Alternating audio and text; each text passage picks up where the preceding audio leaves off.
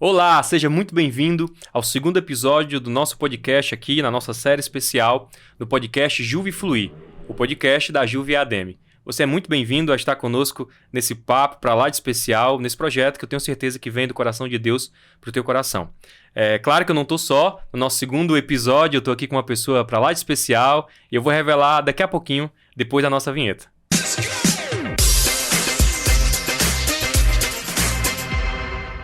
Agora sim, definitivo, para a gente conversar com esse irmão querido, meu amigo, meu irmão, jovem pregador e líder da nossa juventude, Nival Soares, meu filho. Seja bem-vindo. E aí, Felipe, Pai do Senhor Juve, todo mundo que vai estar acompanhando aí esse momento especial. É um prazer estar aqui, agradeço ao senhor, né, pelo convite. Né? Fica até... Ao senhor ficou daquele jeito. Negócio, né? Mas é assim mesmo, nosso líder. Então, quero agradecer o convite. Estou muito empolgado aqui para o momento. Creio que vai ser uma bênção.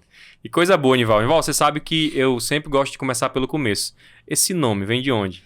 Rapaz, esse nome feio, inclusive. Não, né? Eu perguntei de onde veio. O feio ficou pela sua conta. Mas, na verdade, esse nome, né, literalmente, nem nome de gente é. Não é nome de gente, né? Na verdade, é um nome geográfico que meu pai, estudioso que ele não era, não sabia, né? E teve a brilhante ideia de colocar o meu nome, o nome dele voltando. O nome dele é Valni. Aí não sabia, na verdade, queria uma menina, né? Aí foi aquela coisa toda, aí soube que era menino, já era o quinto filho. Os outros 4, todos homens, nenhuma menina. Então ele queria uma menina, né? A caçula e tudo mais. Né? Tava ansioso pela Ana Clara. Aí quando a Fé descobriu que era menino e não conseguiu pensar, e quer saber? Vou botar meu nome voltando. Aí Valni tava, Nival ficou. Foi. Rapaz! Aí nasceu, Nival. Né? Mas ficou legal, porque nunca estudei com ninguém. É legal por isso, sabe por quê? Porque, tipo assim, diz que os filhos são... É o rastro do pai, né? Teu caso é isso mesmo. Ficou o rastro mesmo, né? Ao contrário. Foi. Mas ficou bom, ficou legal. Ficou legal, né? Marcante, né? Marcante, Nival, né?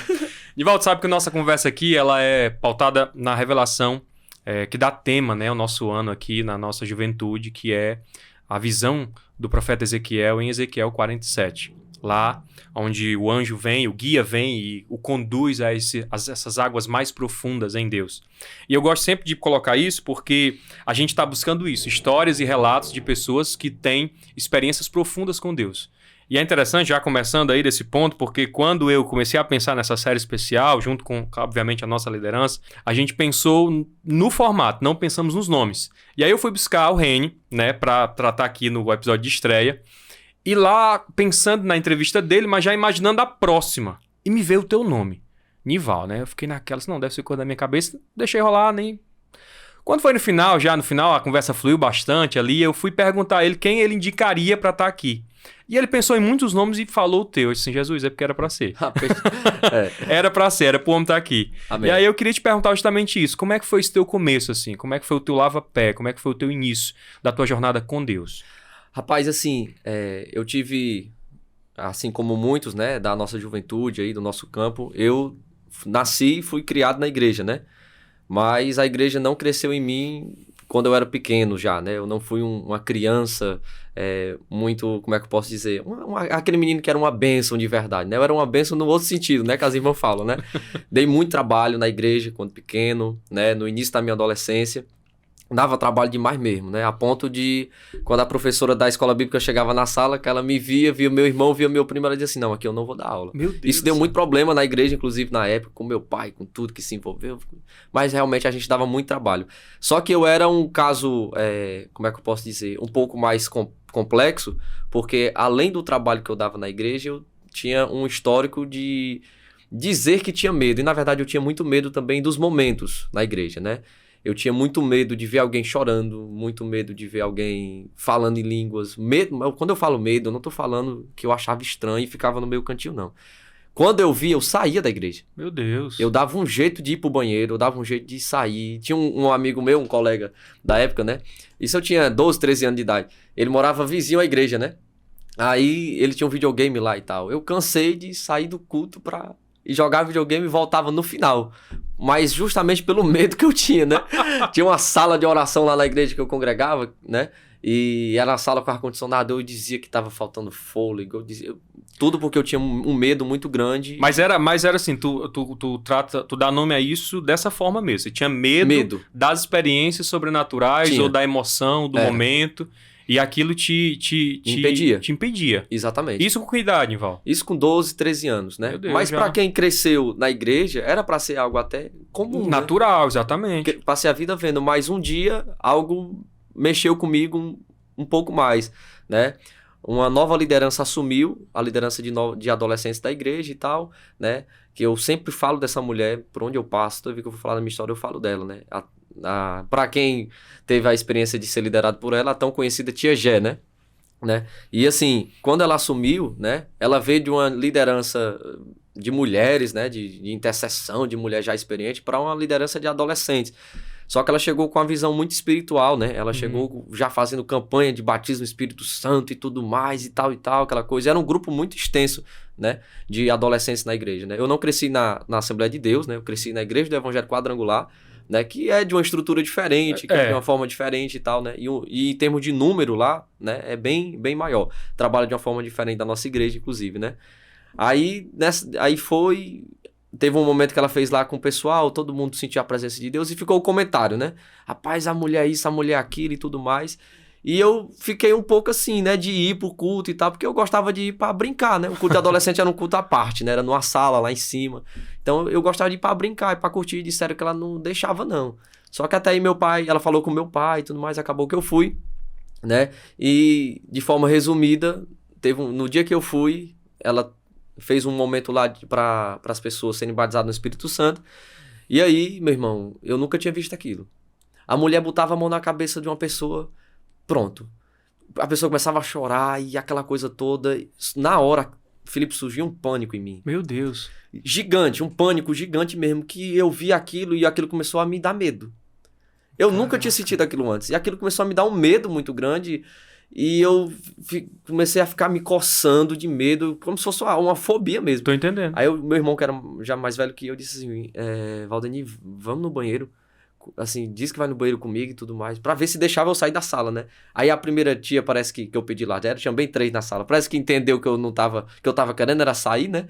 Conhecendo a peça, né? Aí não deixou de início e tudo mais, teve uma hora que eu dei um jeito e saí. E fui pra casa. Saí daquele culto e daquele dia em diante, isso eu tinha 12 anos de idade, daquele dia em diante eu não queria mais participar de nada. Quando eu chegava na igreja, meu pai e meu pai pregavam na igreja e tudo mais, e quando a gente chegava lá, quando eu via alguém dizendo glória a Deus, eu já... Meu Deus, acendia. Desenvolveu em ti uma fobia da presença de Deus mesmo. Que coisa. Aí o meu começo foi assim, por conta disso, isso começou a mexer com a liderança, isso começou a mexer com os adolescentes, que estavam experimentando ali da presença de Deus e ficaram sabendo que eu tinha isso, né? Mexeu com a direção da igreja ficou sabendo. Rapaz, vamos orar pra esse menino. Ou seja, uma coisa que era uma coisa ali, local, tua, foi tomando a tua comunidade. As pessoas foram falando disso, comentando disso, preocupados com a situação. Isso. E eu lá no meu cantinho, assustado e tudo mais, né? E... no final das contas, acabou que em um determinado momento eu estava em um congresso de adolescentes, né? E quem foi pra lá foi o tio Sidão, não sei se quem tá assistindo aí, mas procura no YouTube, tio Sidão é uma bênção. E ele foi pra esse congresso e o tio Sidão muito alegre no congresso, fez brincadeira, fez tudo e tudo mais, até que chegou o momento que o tio Sidão disse assim, agora nós vamos para um momento espiritual. Aí eu já entendi. Eita. Aquele congresso lotado lá no Montese e tal, e aquela coisa toda... chamou todo mundo lá pra frente. Quando eu vi que o negócio ia pegar, eu me escondi no banheiro. Eita. Fui pro banheiro, me escondi.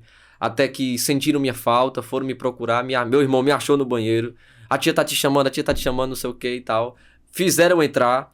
Quando eu cheguei lá, disseram assim, fica aí que nós vamos chamar algum dos ministros lá, algum pastor pra orar por você e tudo mais, aquela coisa toda. E eu, tá bom, pode ir lá chamar que eu fico aqui. Aí quando ela doido pra sair correndo. Nunca esqueça, a tia Aninha que fez isso, né? Pegou no meu braço, literalmente me levou pra lá, né? Tipo assim, né? Tu vai vir, né? Nem que seja a força. E no final das contas, no momento que ela foi chamar, ela viu que eu ia escapando, ela disse, quer saber? Vem cá, me dê um abraço. Aí ela me abraçou. Quando ela me abraçou, eu comecei a chorar. Meu Deus. 12 anos de idade e eu nunca tinha chorado lágrimas quentes. A única lágrima que eu tinha chorado era apanhando em casa, peia. de ruindade, né? Mas aquela lágrima quente foi tomando. E aquele medo foi indo embora. Meu Deus. Eu comecei a olhar para aquelas crianças, aqueles adolescentes ali chorando, sendo batizados no Espírito Santo, aquela coisa toda, orando, adolescente orando em outro, e eu comecei a me alegrar naquele dia. Mas ainda sem entender muita coisa, né? Realmente, porque nunca tinha tido uma experiência mais profunda com Deus. Né? Passou-se poucos dias, aí a tal da tia Gé, que orou muito por mim, muito mesmo, eu sou muito grato a Deus por essa mulher, filho. Eu sou fruto de uma liderança que orou por mim. Amém. O meu começo só foi o começo que foi porque uma liderança comprou a briga mesmo, literalmente.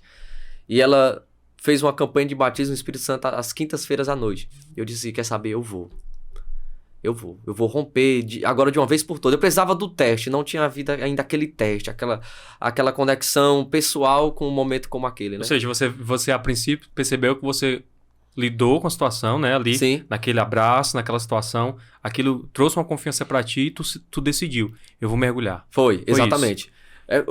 Quando ela marcou aquela campanha, né, de oração e tudo mais, eu senti que era como se aquele homem estivesse medindo os primeiros 1000 metros, Meu entende? Deus. Então, eu disse, eu vou, né? E realmente, eu acho que é como o texto diz, e me fez ir, sabe? Eu acho que foi esse incentivo que o Espírito Santo foi me dando naquele primeiro encontro que ele tinha tido comigo, Uau. né? E quando chegou lá, ela não começou por mim. Ela foi ministrando em cada um. Eu fui o último. E naquela vez eu não corri.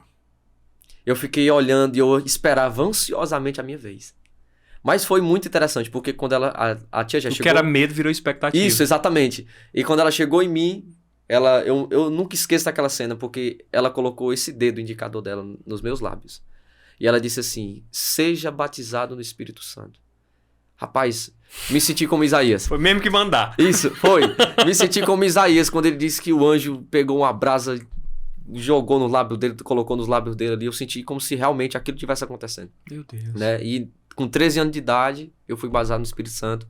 E foi o meu primeiro grande mergulho ali. Foi o meu primeiro, sabe, a parte que eu senti Deus mais fundo em mim, né? Então, o meu começo foi assim, né? De uma criança que cresceu na igreja, mas passou por um momento, assim, de crise mesmo, mas que teve uma liderança que acompanhou, que orou, que buscou. E, no final das contas, fui batizado no Espírito Santo, tive uma primeira oportunidade de pregar, sem saber muita coisa. Pois é, eu vou chegar aí, mas né? eu queria colocar um ponto importante aqui, Nival, que quando você falava, me veio muito claramente essa imagem, né?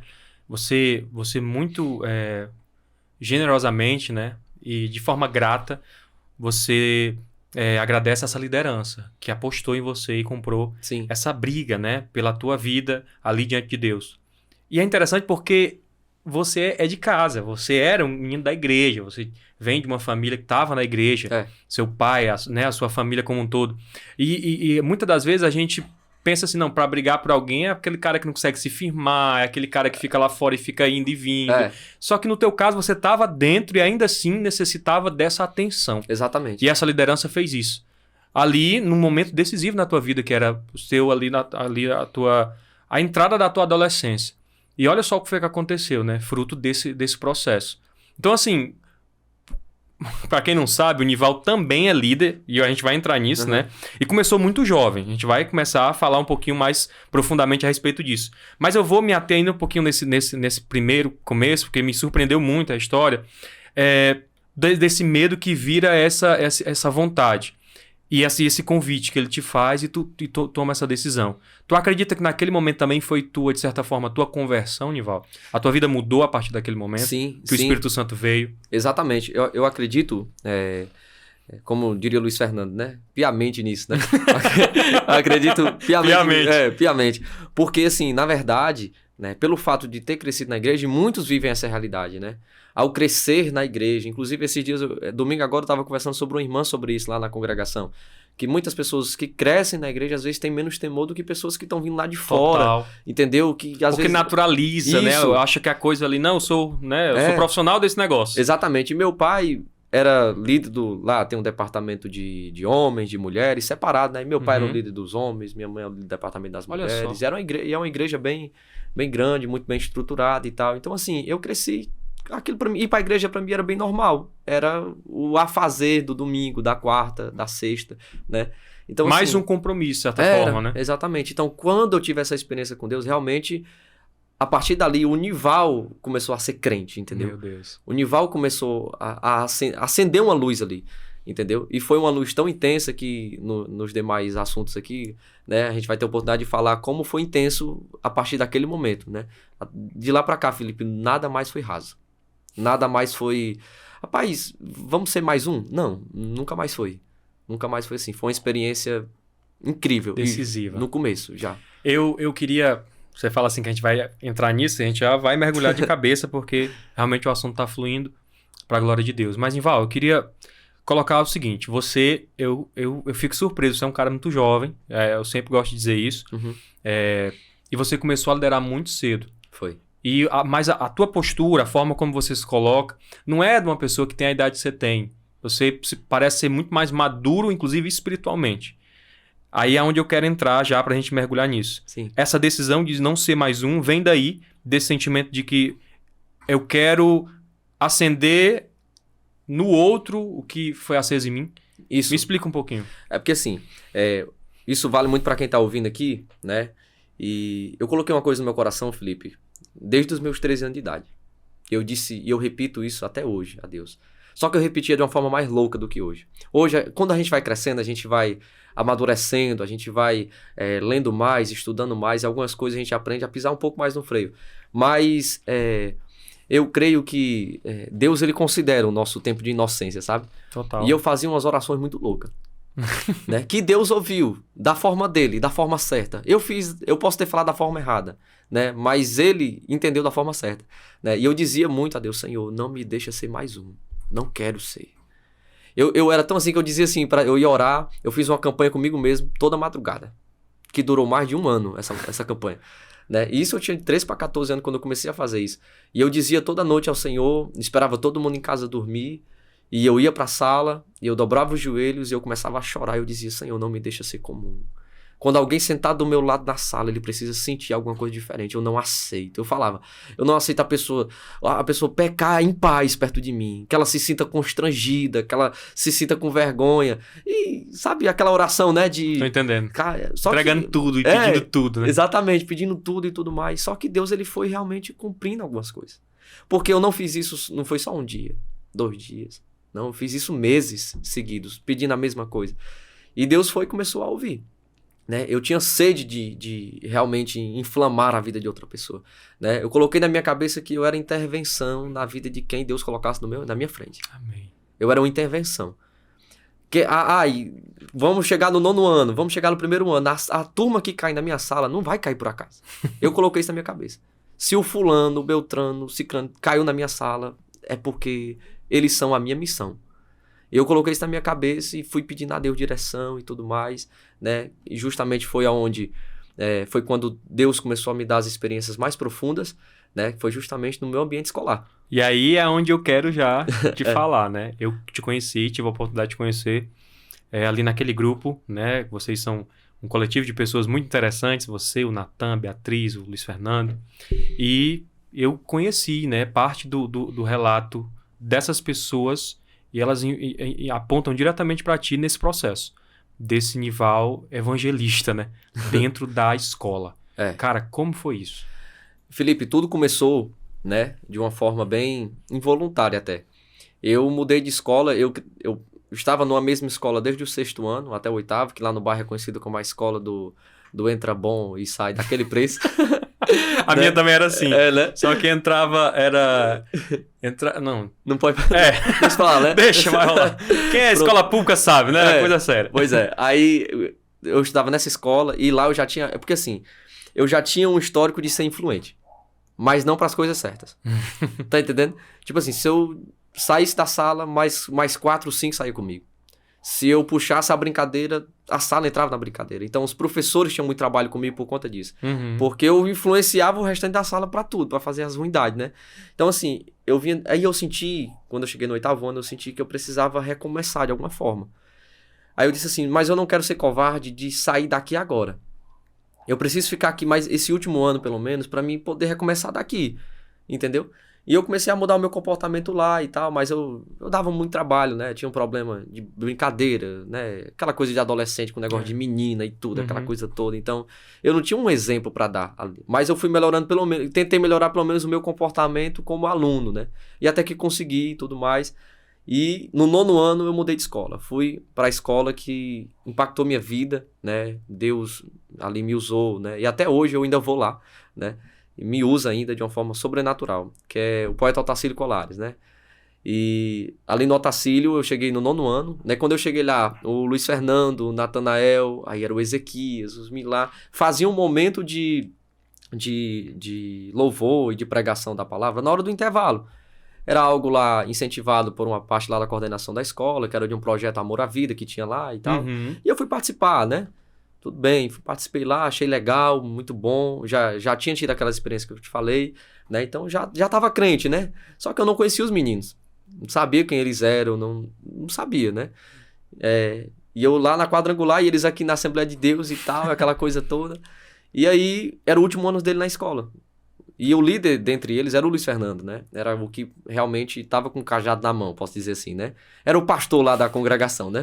Aí era o último ano do pastor, campo. Né? Daquele campo. Aí ele, quando estava perto do final do ano, ele chegou para mim e ele disse uma coisa que me marcou muito, inclusive esses dias agora, semana passada eu relembrei isso a ele, né? E a gente se emocionou junto, eu falei para ele, eu lembro, Luiz, do dia que tu chegou para mim e tu disse assim, eu tô te passando o cajado. A responsabilidade dessa escola. E ele falou pra mim, Felipe, aquilo ali entrou no meu coração de um jeito que não tem noção. Aleluia. Eu tomei pra mim aquilo ali que ele falou. E ele falou pra mim aquilo ali fora da escola, ainda lembro. Ele chegou pra mim e falou, eu quero que tu continue. Só que assim, ele tinha Natan, tinha Ezequias, tinha irmãs. Só que tava todo mundo no 3º ano pra ir embora. E quando eu olhei pra um lado, não tinha ninguém pra ficar comigo, né? Tudo mais. E acabou que começamos só com o intervalo. O que eu tinha quando eu comecei era o momento do intervalo. Só que aí, né, o que era só um intervalo, né, se tornou muita coisa. Muita coisa. A escola começou a ser em tempo integral.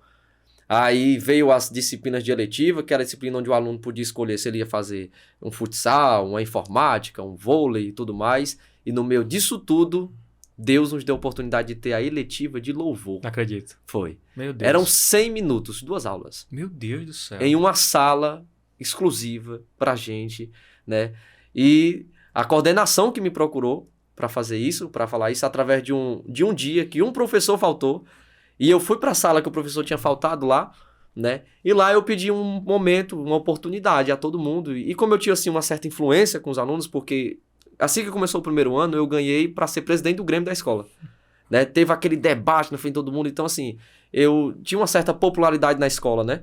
Aquela influência. Aí eu peguei, pessoal, posso pregar pra vocês aqui e tudo mais. O pessoal vai, tudo mais, prega. Já me conheciam, alguns conheciam da igreja. Só vocês que, têm um minuto? Quase isso. Só que nessa brincadeira, 4 pessoas entregaram a vida a Jesus dentro da sala. Cristo. Nessa primeira vez. E uma professora viu aquilo e tudo mais, e ela era crente. E ela disse, Nival, vamos fazer a eletiva de louvor? Eu, bora. Taca pra cima aí, vamos embora, tudo mais. E aí abriu-se a eletiva de louvor, e era uma eletiva onde os alunos se inscreviam, não era aquela coisa aleatória como era no intervalo. Pra quem não entende, essa coisa da eletiva é uma disciplina, um espaço de aula, né, dentre tantas outras atividades dentro de uma escola em tempo integral, abriu-se essa janela de oportunidade e foi cedido ao Nival para ele ter esse tempo com os alunos que assim desejassem. Isso, exatamente. É assim? E era Perfeito. A única eletiva da escola que não tinha um professor como tutor. Era tu. E era a eletiva que era mais elogiada pelo comportamento dos alunos, tudo. E tudo isso nos garantiu muito espaço. Amém. Mas assim, o que era só um intervalo se tornou essa eletiva. Aí, quando deu-se fé, né? Como diz o Matuta. Quando nós demos fé, a gente já estava com eletiva, estava com intervalo, estava com o momento do almoço. E como presidente do Grêmio, acabou... Houve um verdadeiro avamento na exatamente. Escola. E teve uma oportunidade que decidi, eu não me esqueço nunca. Em um sábado, teve um momento lá de dinâmica para toda a escola, valendo ponto, que trouxe uma lotação para a escola, né? Valendo ponto, vale tudo. Valendo ponto, vale tudo, irmão. Vale tudo. Aí a escola lotou, teve um momento da gincana e tudo mais e tal. E a professora lá que fazia parte da coordenação, que é a Kátia, né? Kátia é uma bomba na mão de Deus ali. Aí ela... Kátia Da sede, não? Não, é não. Não, sim, é não. outra Kátia. É outra Kátia, é. Aí ela chegou pra mim e disse assim, Nivaldo, prepara uma palavra pra tu dar esse povo aí, macho, no final e tal. Isso no meio da programação. Isso foi... Tu encerra. Não, isso foi antes, foi um dia antes. Certo. Um dia antes. Deu tempo ainda eu pensar, sim, né? Sim. Só que ela falou aquilo ali, quanto tempo, Kátia? Ela, não importa, meu amigo, tu é o presidente do Grêmio, tu vai dar uma palavra como presidente do Grêmio e tal. Eu, tá bom, deixa eu lá. Aí cheguei em casa, fui orar, passei a madrugada Deus. orando, acordei com febre, dor de cabeça. Inimigo querendo te e parar. eu disse assim, tu tá pensando que eu vou arredar o pé? Cão, né? Aquela coisa, né? E fui em jejum pra escola, né? Com a Bíblia na mão, a Bíblia pretinha que eu guardo até hoje, minha pretinha, né? E eu lembro que a mensagem foi João 14,6. E disse-lhe Jesus, eu sou o caminho, a verdade e a vida, e ninguém vai ao Pai a não ser por mim. Resumindo, a pregação foi dada, ocasionou um impacto na escola muito grande, né? E 75 jovens naquele dia se entregaram a Jesus. Meu Deus do céu. No ginásio da escola, né? E, assim, foi uma experiência sobrenatural, né? Por estar na escola, eu não fiz o apelo. Quem quer aceitar Jesus e tal, né? Quando eu terminei de falar, eu lembro muito bem que eu disse assim, se alguém deseja receber uma oração, que quer mudar, quer mudança na vida e tal, né? Vem aqui. Quando eu fiz essa pergunta, eu me toquei que eu estava na escola. Aí eu disse... Tu lembrou aí que não era uma cruzada. Que não era uma cruzada. Aí eu, meu Deus, vou passar vergonha. Meu Deus. Se na igreja é difícil, Felipe. Imagina no meio dos amigos, dos colegas, no escola... Ensino médio. Ensino médio. Sabe, no ensino médio, que a galera do ensino médio já é... Tá com outro pensamento. Já tá com um pensamento diferente e tal. E eu era um aluno do primeiro ano ainda, né? Que a galera do segundo, do terceiro, principalmente do terceiro, olha pro pessoal do primeiro ano, uns moleque, né? Uns carrapatozinhos. Tá noutra brisa. Tô no outro nível, né? Aí, no final das contas, foi vindo 1, foi vindo 2 e tudo mais. 75 jovens. Né? E aquilo foi muito marcante. Muito marcante. Ou seja, o que era uma brisa virou uma tempestade de... Exatamente. E ali... De salvação. Teve pessoas que foram na coordenação, que foram reclamar. Teve pessoas que saíram no meio do momento lá, né? Enfim, moças que deram as mãos e saíram. Professores que se retiraram da quadra, né? Mas a massa como um todo ficou, né? E foi tremendo, né? E eu lembro que eu fui chamado na coordenação na segunda-feira. Isso foi um sábado. Na segunda-feira eu estava na coordenação. Eita. Um coordenador estava defendendo uma aluna que foi dizer assim, agora estão fazendo da escola bancada de igreja, não sei o que e tudo mais. E eu me lembro que fui parar na coordenação por conta disso. Já tinha um relato, ele já usa a sala para pregar, ele já tem uma tal... Ou seja, levantou-se uma perseguição nesse contexto, né? Exatamente. Até o que vocês tinham conquistado, Satanás já estava querendo ali, talvez. Aí, mas o ponto importante de tudo que você for fazer, você banha de oração. Amém. Porque eu lembro que naquele dia eu fui marcado por um descrente. Meu diretor não é um evangélico, não. Mas naquele dia, diante de todas aquelas acusações, estava aqui coordenadora, PCA, tava todo mundo aqui ao meu redor. E só eu lá, no Sinédrio, né? Uhum. E o diretor na minha frente. Quando todo mundo terminou de falar, falaram de lei, falaram de tudo e tudo mais. E nenhum momento eu fiquei assim, poxa, será que vai acabar? Não fiquei. Eu fiquei despreocupado e tal, fiquei tranquilo. Quando terminou tudo, o diretor, Nivaldo, vou lhe dar só uma palavra aqui agora e você pode sair que eu vou conversar o restante com os demais. Ele olhou pra mim e disse assim, continue pregando Deus nessa escola. A palavra aqui nessa escola, ela tem vez. Meu Deus. Pode sair. Não evangélico. Não evangélico. Ele só disse isso e disse, pode sair. Eu saí de lá cheio de pedra, né? Aquela coisa, né? Mas assim, espiritualmente falando, vitorioso. Me senti vitorioso naquele dia, né? E eu fiquei muito feliz, porque realmente, ali dentro daquela escola, né? A gente tinha como se fosse um rebanho mesmo. Né? Teve pessoas que tiveram a sua vida com Deus restaurada, que confessaram o nome de Jesus ali dentro, que entregaram sua vida a Jesus ali dentro, que saíram dali para a igreja para ser batizado nas águas, né? Pessoas que dali começaram a pregar, pessoas que desenvolveram liderança ali dentro e tudo mais, jovens que tocavam lá nas apresentações da escola e só tocavam para o mundo, digamos assim, né? Tudo que era das coisas do mundo eles estavam envolvidos, começaram a se envolver com a gente, eles eram músicos da igreja, mas na escola se camuflava e tudo mais, e começaram a... Nivaldo, tu quer ajuda? Ou seja, eu vou lá tocar. o Senhor foi enviando as pessoas para a obra se expandir ainda mais. Porque no começo eu tocava, eu pregava e eu cantava. E eu não canto direito e tocava só o básico. Pois é, rapaz. E eu tinha que fazer tudo, né? Aí só que Deus foi levantando pessoas realmente. Quem tocasse um violão, quem cantasse, né? Pessoas que... Deus... Interessante. Eu dizia assim, Senhor, levanta alguém, pai. E eu dizia muito assim, Senhor, desperta as meninas. Né? E até hoje, né? Aqui vai até um recado, né? Às vezes eu sinto falta um pouco mais dessa juventude feminina, mais ousada, entende? Ah, mas não tem tanto homem assim. Não é que não tenha tanto, mas às vezes eu vejo mais. Né? Eu falo do meu ciclo, né? Posso ser que o ciclo de quem está assistindo seja diferente. Mas até então, da forma que eu vejo, eu sinto uma falta, assim, de meninas mais ousadas mesmo, que vai para cima mais, entende? Só que Deus foi levantando meninas assim na escola também. E eu pregava de manhã, eu pregava à tarde, na letiva de louvor, e elas também de vez em quando tinham uma oportunidade, mas elas criaram um grupo de intercessão para a hora do almoço. Para orar na hora do almoço. Na hora do almoço, pelos outros momentos, para que o evangelho fosse pregado. E quando não tinha um momento na sala, elas saíam evangelizando pela escola, apregoando lá na escola e tudo mais. Então assim, foi realmente um verdadeiro avivamento, onde eu tive várias experiências lá, de orar por enfermo, orar por professor, expulsar demônio dentro da escola, né? Acho que tem alguns, né? Tinha um bocado, né? Então, tipo assim, meu ensino médio não foi normal. Eu não fui aquele aluno que sempre estive na sala. Na verdade, eu ficava mais fora do que dentro. Tanto, às vezes, pela questão de ser presidente do Grêmio, tinha que ir para um canto, tinha que ir para outro, mas muitas das vezes porque em alguma sala estava precisando. Eu não conto às vezes, Felipe, porque no meu terceiro ano eu tive que sair, e o terceiro ano é aquela coisa, Enem, se... Os professores colocam na tua cabeça, né? Que ou tu passa no Enem ou tu não vai ter vida, né? Então, assim, no meu terceiro ano eu fiquei muito tempo fora da sala, né? Mas fazendo o quê, Nival? Na escola que a gente estava ali, na Otacílio, invadiu uma onda de depressão, de ansiedade, síndrome do pânico na escola, né? A gente, lá tem relatos desse ano, né? E eu pude presenciar pessoas correndo, gritando na escola, dizendo que tinha alguém querendo matar e tudo mais e tal, né? Ou seja, opressão, né? Isso, exatamente, né? E assim, veja, se coloque... Eu sempre me fiz essa pergunta. Se eu não puder fazer alguma coisa como igreja... Quem é que vai, né? Quem é que vai? Eu acho interessante, Nival, porque essa nossa conversa sobre escola é um ponto muito, muito, muito alto da tua história.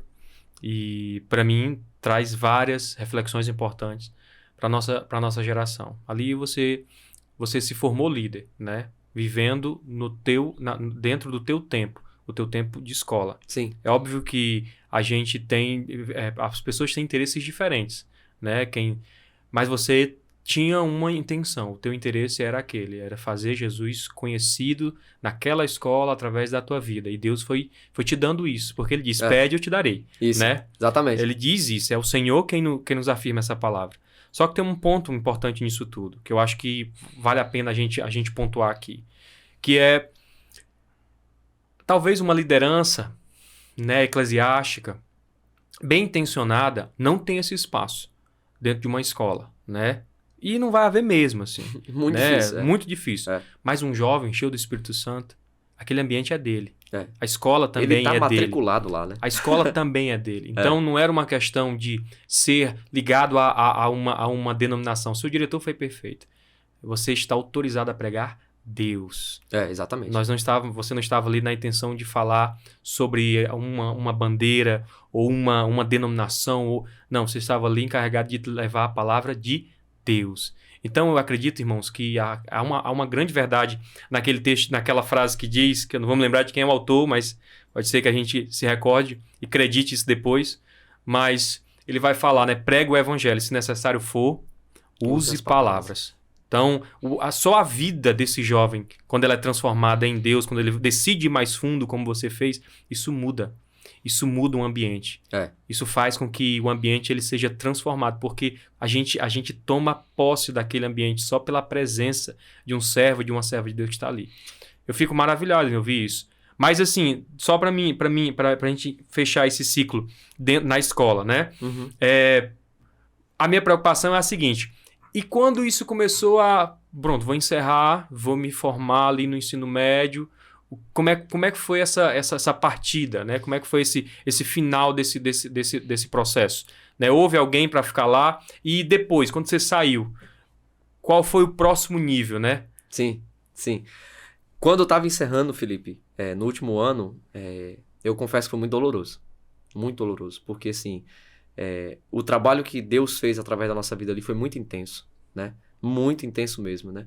E foi o período onde eu tive experiências com Deus, tanto dentro da escola como fora também, né? Sim. E pelo fato de estar ali buscando ao Senhor e tal, né? De estar orando sempre pela escola, jejuando e tal. Fora daquele ambiente escolar, Deus levantou várias pessoas que vêm, traz aquela palavra profética, aquela tal, e assim farei contigo e tudo mais. Então, assim, confirmando a chamada, né, e tal. E tudo aquilo muito cedo, né? E os professores chegavam, tinha uma professora que ela chegava pra mim e ela dizia assim: Nival, esse aqui é o teu rebanho. Ela dizia pra mim, né? Aquilo mexia muito comigo, Felipe. E uma vez um jovem me perguntou o seguinte: Nival, e se tu não for pastor na tua igreja? Eu disse: não tem problema algum. Eu disse a ele, né? Não tem problema algum, porque Deus já me fez ser pra muitos, não com a carteirinha. Eu não falo aqui, claro, né? Com aquela coisa mais bem formal, né? Mas assim, muitos ali naquela escola me chamavam assim, né? Pastor Nival, Pastor Nival. Claro que na inocência deles, né? Eles não eram pessoas da igreja e tal. Até por conta estigmatizado também essa imagem, né? Toma a palavra, fala, né? Exatamente. Então, assim, eu vivi isso na minha faculdade. Pronto. Eu era o pastor também. Você sabe como é que é. Você fala que é crente, aí pronto. Pronto, já era o pastor, né? Chegou o Silas. Quase isso mesmo. Então, assim, quando aquilo tava acabando, eu, poxa, mano, tá. Então, pessoalmente falando, foi muito doloroso, mas Deus, ele foi levantando outras pessoas que estavam lá, né? Chegou os rapazes lá que tocavam, que pregavam, e o que o Luiz disse pra mim, eu disse pra eles, né? Eles ainda fizeram um trabalho durante o primeiro ano que eu saí de lá, né? Mas depois o trabalho foi morrendo, né? E depois a direção da escola, ela me procurou, né? Pra retornar, né? Pra saber se eu tinha como retornar. Mas eu já tava trabalhando, né? Em carteira assinada e tal. E isso me doeu muito também. Que eu fiquei assim, poxa, macho, eu sei que é certo eu estar trabalhando, mas e realmente mexia muito comigo. E até hoje mexe muito, né? Aí eu disse, não quer saber. Nas minhas férias, eu passei as férias lá e tal. E sempre que eu posso, eu vou pra lá. Eu me disponho a estar lá, né? Pra ajudar. Hoje o trabalho não está tão forte como antes, né? Mas eu creio que Deus, ele vai levantar alguém, e se for preciso continuar comigo lá, não tem problema algum, estou disposto.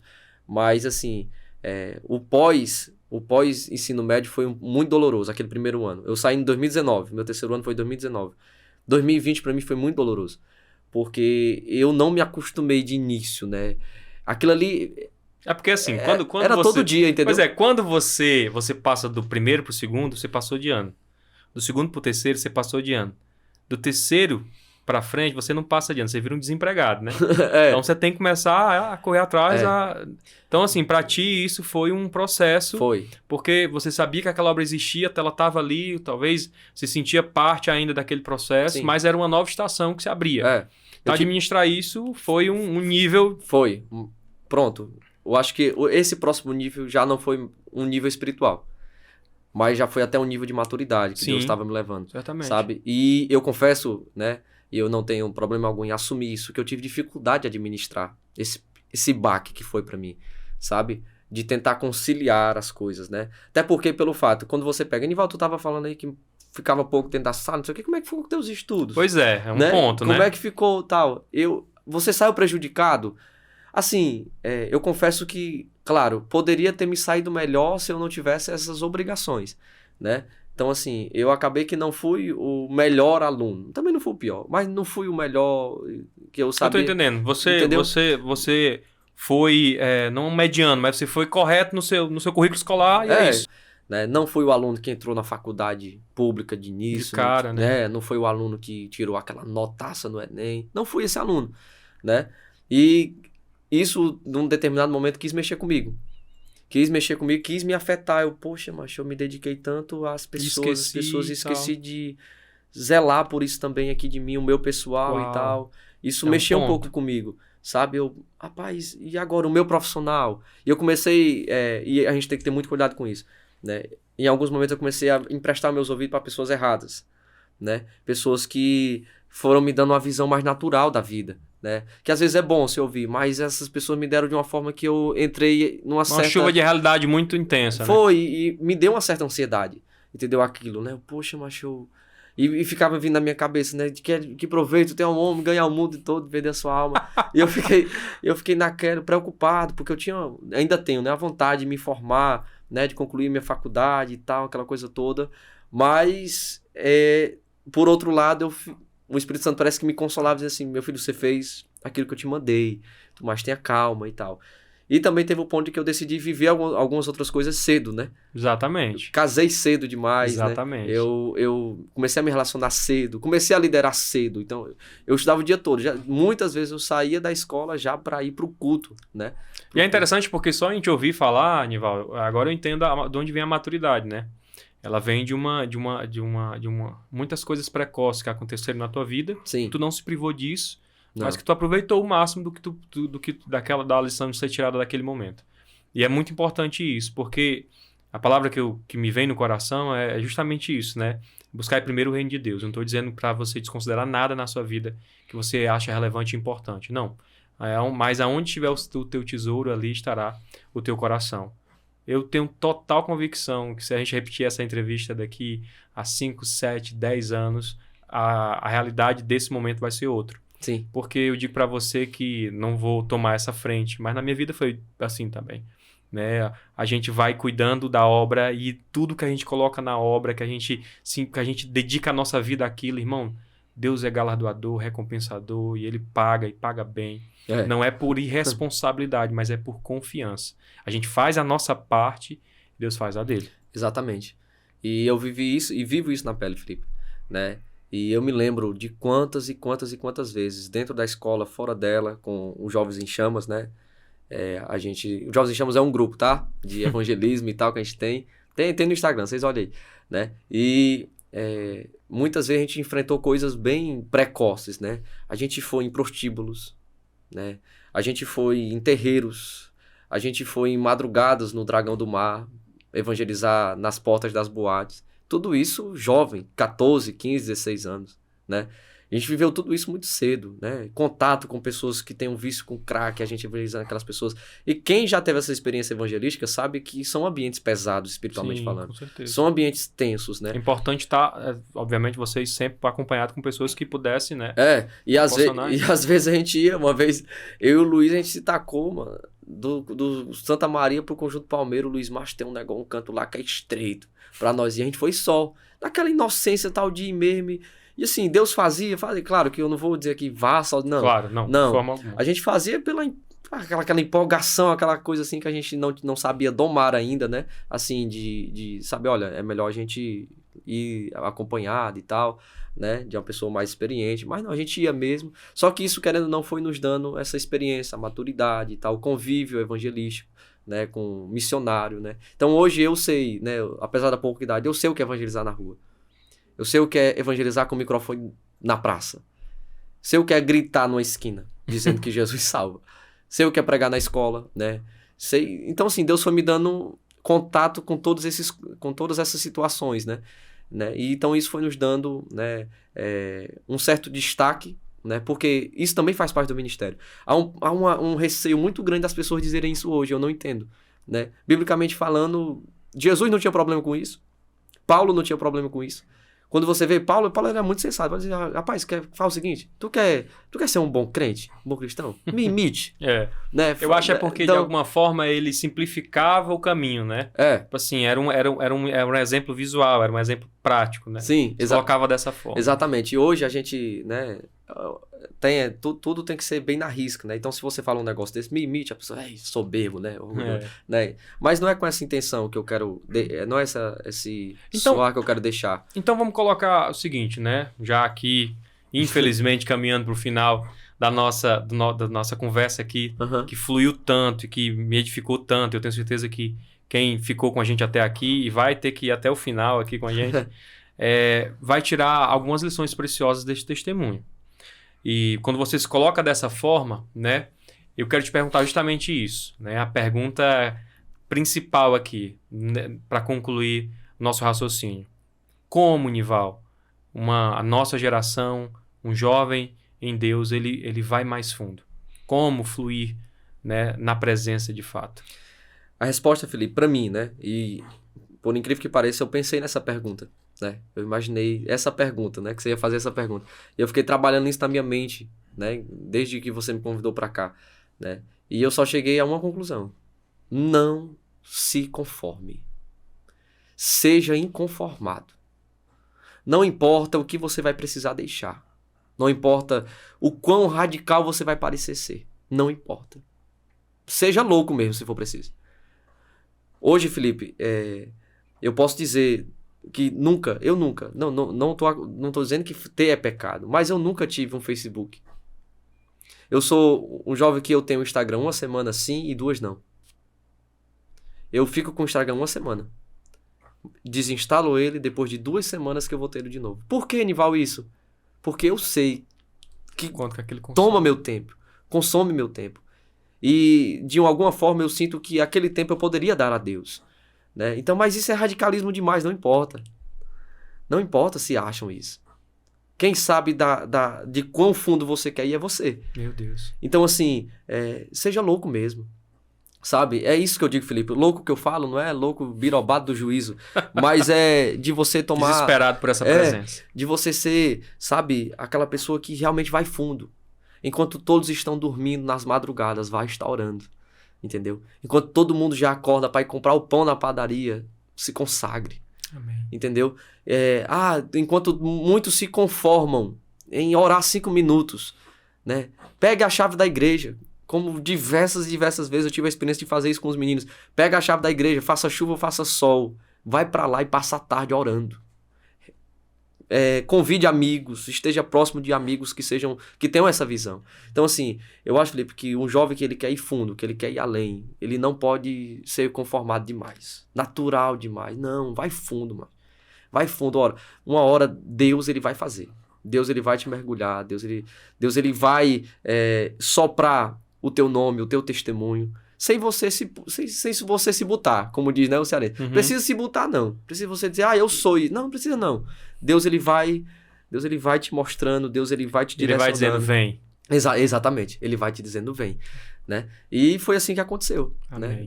No meio disso tudo, né, cheguei a liderar o setor da Juve, né? O setor número 4. Né? E eu comecei a liderar com 17 anos. Pois pra mim é sempre muito... surpreendente, né? Porque eu não imaginava, assim.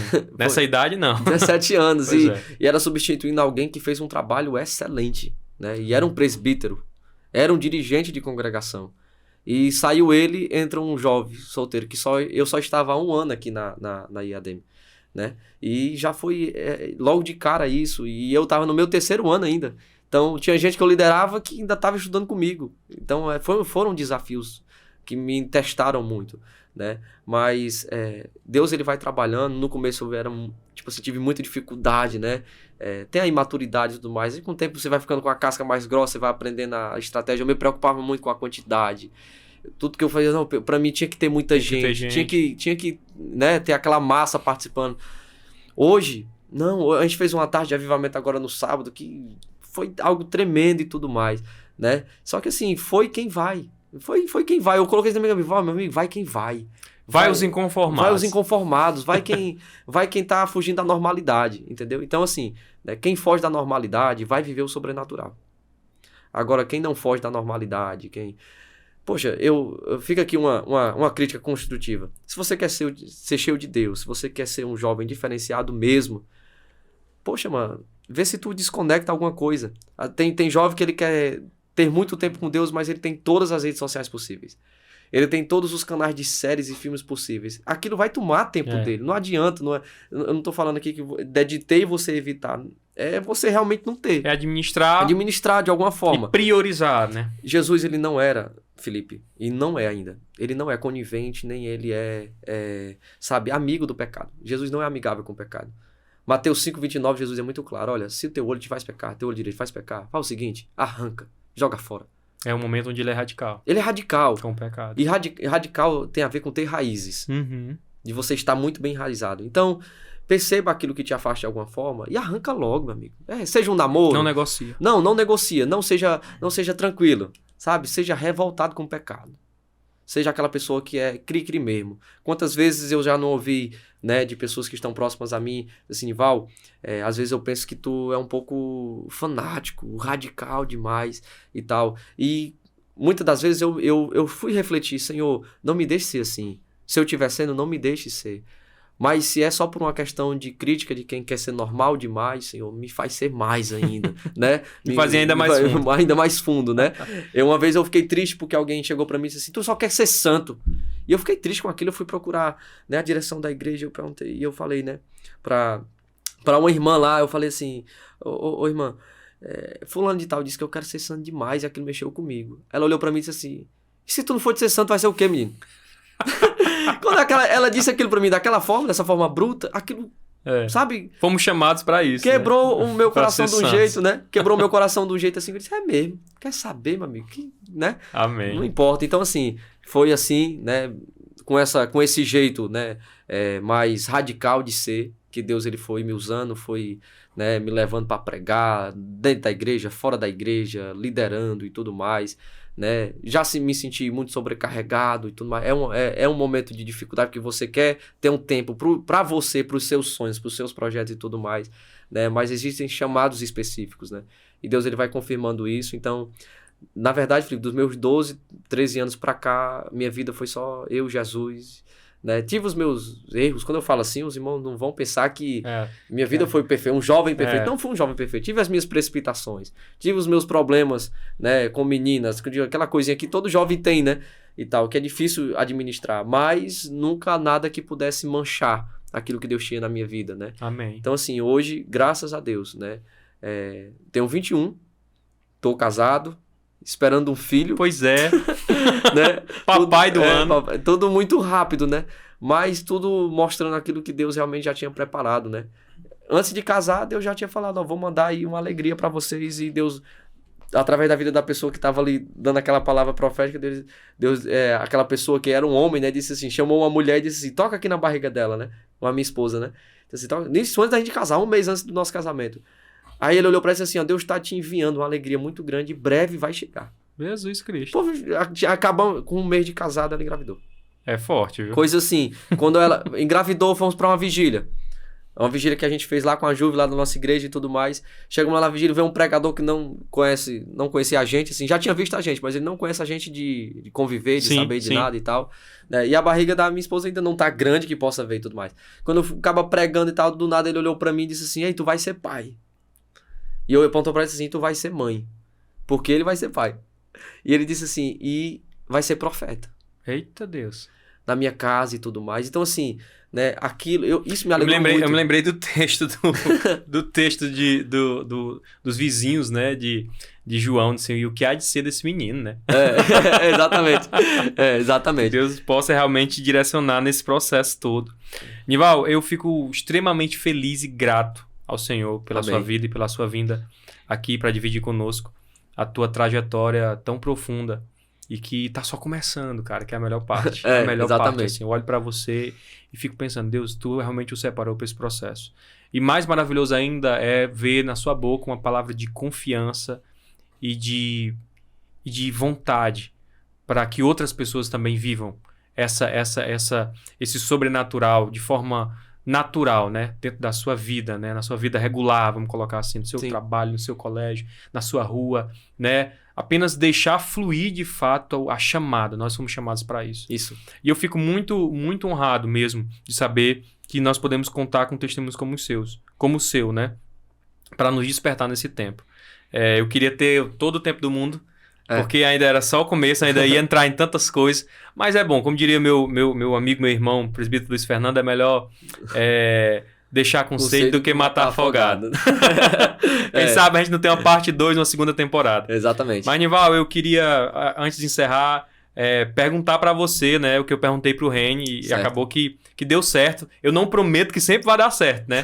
Mas quem seria essa pessoa para vir aqui dividir com a gente a sua experiência de profundidade com Deus? Olha, tem alguém que não é jovem.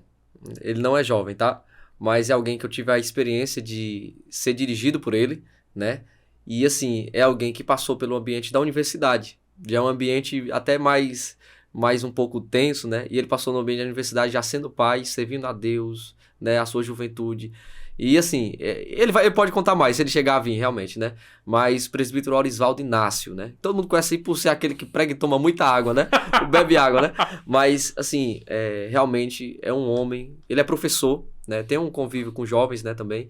Mas, assim, eu tenho certeza disso, né? Que a experiência que ele tem para deixar aqui pra gente é muito profundo, muito profundo. Amém. Que seja. Amém. Presbítero Osvaldo, é assim? É. Querendo você aqui. Ival, muito obrigado. Amém. Obrigado pela sua participação, obrigado pela sua vinda, por ter vindo aqui conosco, se abrir e dividir conosco essas experiências tão profundas e tão encorajadoras. Amém. Eu que E para agradeço. você que ficou conosco até aqui, quero agradecer muito a sua participação. E nosso programa aqui não é ao vivo, mas você tem toda a liberdade do mundo para deixar seu comentário aqui na nossa caixa de comentários aqui embaixo, deixar o seu like, se inscrever no canal da nossa igreja e ficar por dentro de toda a programação que te edifica, que te abençoa e que eu tenho certeza que tem sido uma bênção na tua vida. Eu fico por aqui e conto com você no nosso próximo encontro. Esse podcast é uma realização da Juventude EADM, com a produção e direção técnica do meu querido amigo presbítero Ginaldo Félix. Falamos diretamente dos estúdios da Inove Podcast, a casa do seu podcast em Messejana. Que Deus te abençoe e até a próxima.